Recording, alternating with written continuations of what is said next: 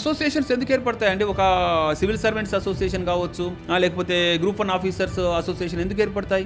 వాళ్ళ ఉద్యోగులు ఉంటారు, వాళ్ళ యోగ క్షేమాలు చూసుకోవాలి, వాళ్ళకి కావాల్సినవి ఇప్పించుకోవడానికే కానీ వాటి పర్పసే అది. ఏదైనా ఒక ఉద్యోగి సంఘానికి సంబంధించిన అసోసియేషన్ చూడండి, వాళ్ళ ఏదైతే మ్యాండేట్ రాసుకుంటారో అందులో మేము ప్రజలకి సేవ చేయడం కోసం అని రాశారు, ఒకటి చూడండి, ఒకటి కూడా ఉండదు. వాళ్ళ దాంట్లో క్లియర్ రాసుకుంటారు, మనకు హెల్త్ కార్డు కావాలి, లేకపోతే మనకు యాక్సిడెంటల్ బెనిఫిట్స్ ఇవ్వాలి, లేకపోతే మనకు పే స్కేల్ ఈసారి పిఆర్సీ పెంచాలి, ఇలాంటియే వాళ్ళకి సంబంధించిన వాటి కోసమే ఉద్యోగ సంఘాలు ఏర్పడతాయి. కానీ ప్రజల కోసం అసలు సంఘాలే లేవు తెలుసా?